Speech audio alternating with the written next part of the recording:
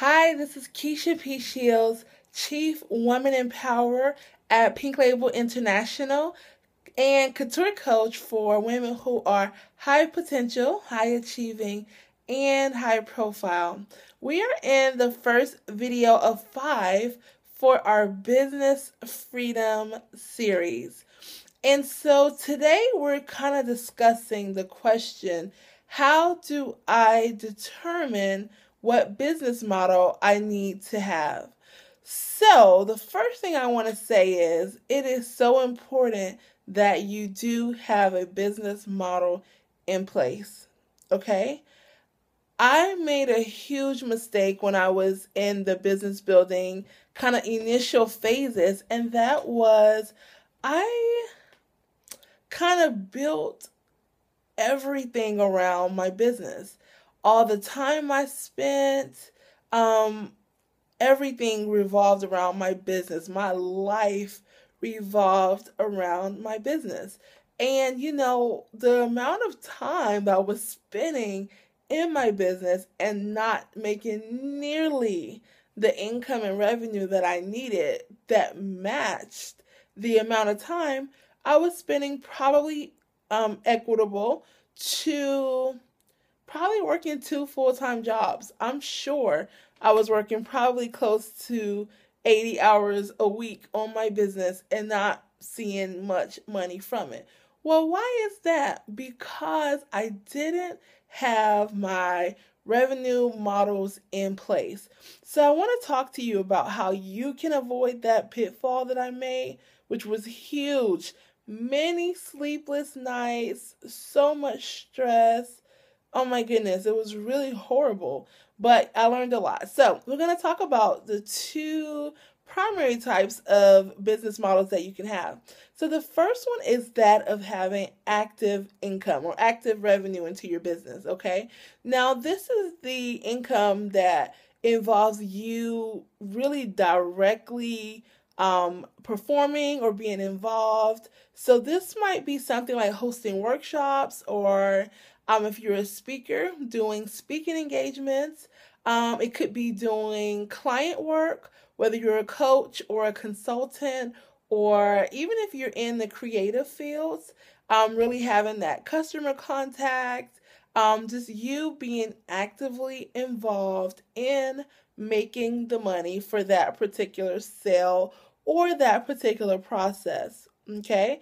Now, the second type we're going to talk about is that of leveraged income, where it does require some time, especially upfront, for you to really get it going, get the system in place, start building the stream of revenue.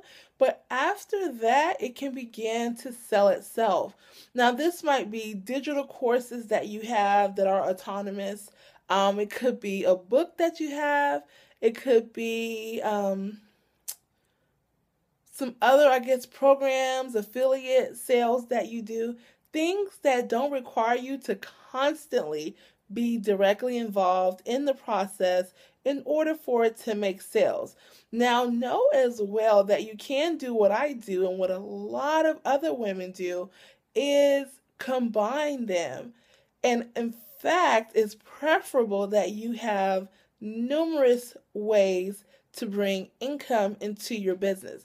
So take me, for example, some active income streams that I am implementing, because 2015 is going to be very, very different in how I approach my business and the way that I approach really bringing in revenues and income that I'm looking to have.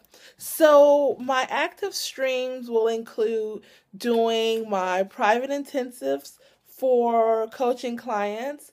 It will, be my mentoring program that I'm going to be doing. I'm going to be doing some speaking engagements this year.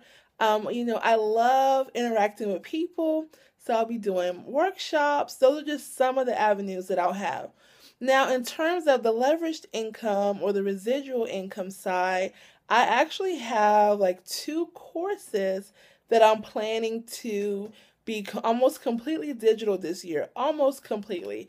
And so those would be kind of leveraged revenue streams for me. I have my Upgrade Your Brand System Luxury Edition, which is helping women to create their luxury brands online.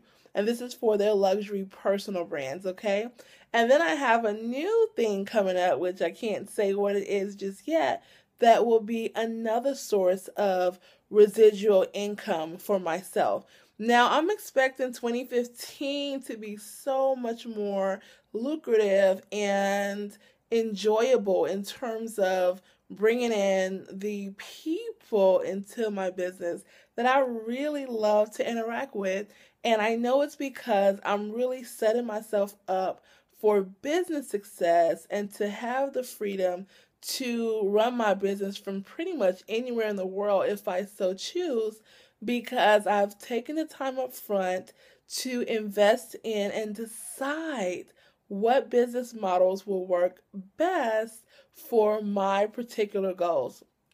Now, before I wrap this video up, I wanted to say that it is so important, and Natalie Sisson reminded us of this in this video series, which is make sure that your business model supports your personality and your values and your family goals. So if you are someone who does not like being in front of people very often, then setting up an active revenue stream might not be the best thing for you.